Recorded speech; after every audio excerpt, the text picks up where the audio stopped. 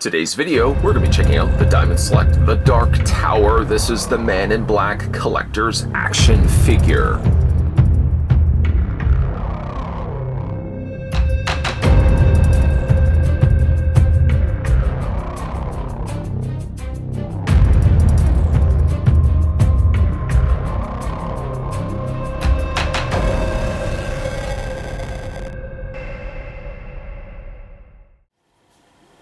Before we do anything else, we're going to go ahead and take some measurements for the Man in Black. The figure stands a little over 7 inches, a little bit closer actually to about a 7¼ inch tall figure. Like with the gunslinger that we looked at in a previous video, the Man in Black comes with his own display stand. I'm really loving this display stand quite a bit actually.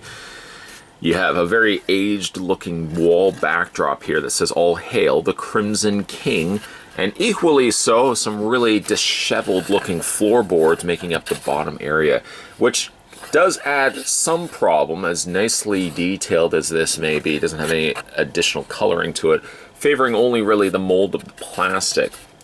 One problem with it, unfortunately, though, is there's really not a lot of smooth surfaces to it. So when you are looking to display the Man in Black on it, it doesn't really feel like he stands as flat-footed on the base as maybe you would like.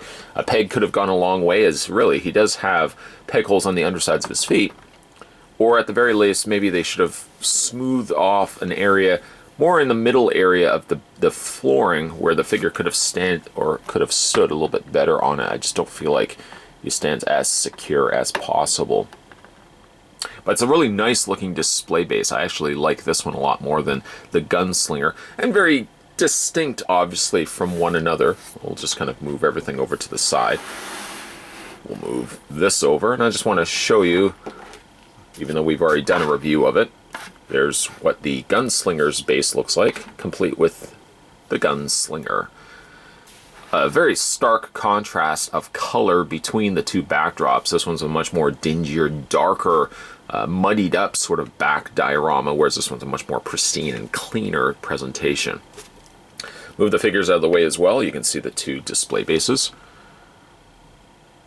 And as much as this could be used really for other figures as well, I feel really the same way for this particular figure as well. Granted, yes, it does say "All Hail the Crimson King," but there's really a ton of different figures I think you could probably display on this base. A very ghostly sort of character.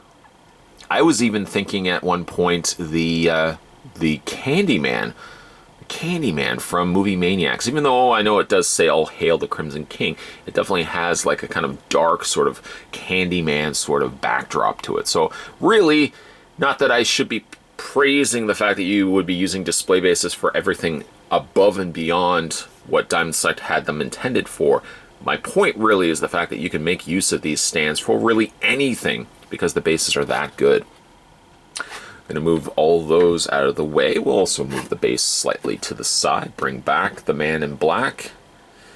He does also have, for his one and only accessory, his orb, which is a very clear translucent plastic. Looks like something Jared the Goblin King would also be wielding.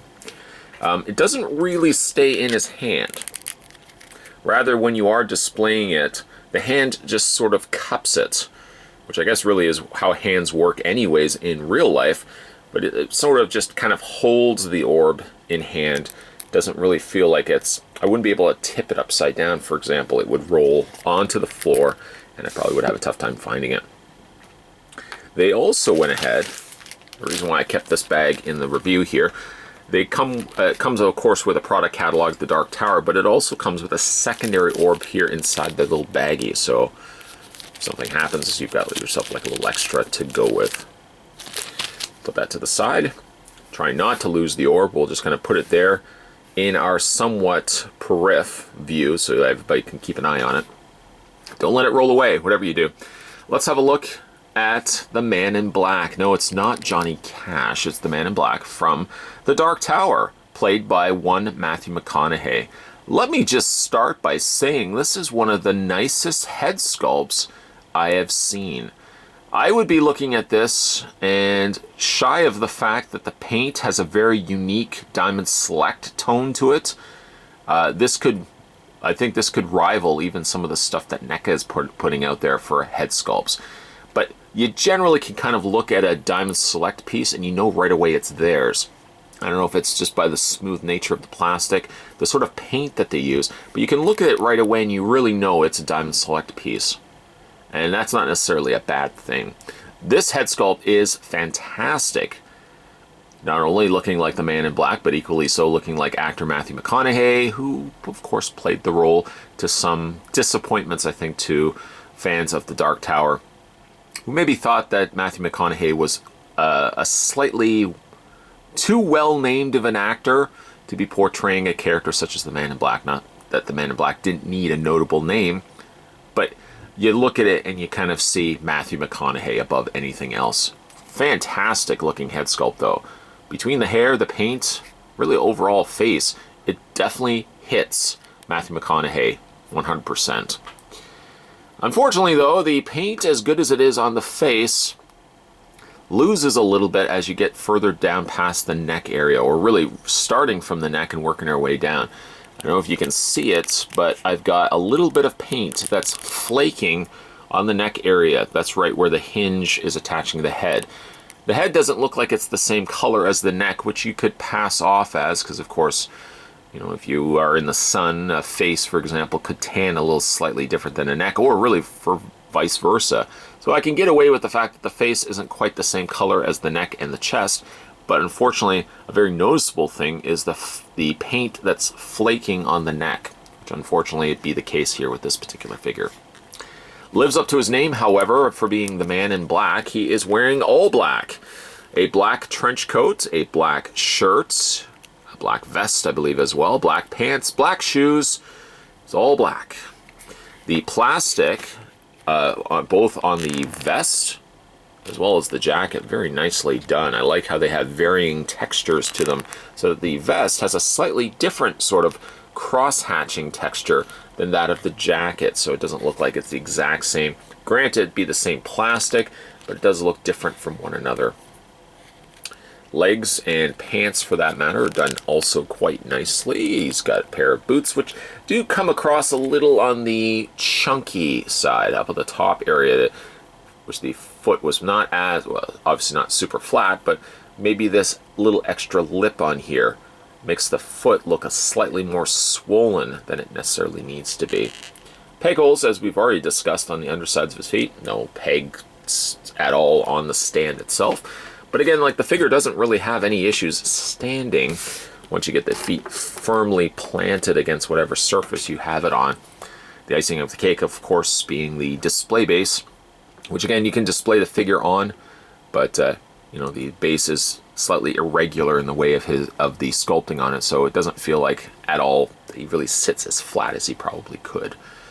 Posability on this guy, we'll go through this together. His head rotates all the way around. Oh, that chipping right by the neck. That's such a shame. Really nice, by the way, hair sculpt. I don't spend a lot of time talking about hair on figures, but really nice hair sculpt, equally done as well. Mixed amongst the black, there's some slightly lighter shades of almost brown, or almost like a borderlining grayish black. It adds a little bit extra depth to the hair. But like I said, the head rotates all the way around. The hinge happens up and down on the neck. Not as much as one would think. He does come across like he's got a very long neck. I had to kind of look at the source material again. And Matthew McConaughey does have a very long neck, so I don't think it's really necessarily off. Shoulders hinge outward. I don't feel like they hinge as outward as one would hope. A lot of times I just kind of feel like I'm hitting resistance when I move it really to about that point. Any bit further past that seems to want to immediately stop for me. Arms rotate all the way around. You've got also the hinge in the elbow right there. Rotation in the forearm, right where the elbow does technically attach itself to the bicep, and rotates all the way around as well. He has an upper torso ball joint, nothing in the waist. Legs, however, split a very nice splits. If you want to get your Man in Black splitting, you can do that. Forward and back on the legs, about a mid-swivel cut on the thigh, a double hinge on the knee. And then when you get down to the foot, much like the Gunslinger, he has a really nice ankle rocker back and forth, as well as a hinge up and down. I quite liked the Gunslinger, but I very, very much like the Man in Black. In fact, I think I might even like the Man in Black just a little bit more than the Gunslinger. Slightly biased, I suppose, to the fact I also really like Matthew McConaughey as an actor, but I think this is really one of the nicest head sculpts I've seen on a movie property figure. It's unfortunate, much like the Gunslinger, it's based on a movie that didn't really do all that well in theaters, and that is a drag. So while the Dark Tower served as a disappointment to movie goers, I happen to think that it redeems itself when it comes to this figure line. It's a shame that it is based on a movie that didn't do all that well in theaters, that ultimately it might mean that some collectors may pass ultimately on getting these figures all together. Don't pass on it. I really think there's virtue to picking these up for fans of the Dark Tower novel, of course, but I think just overall really nice looking figures. If you're a collector that wants to kind of just go out and get nice looking figures, I think both the Gunslinger and the Man in Black are candidates for ones that you may want to add to your collection.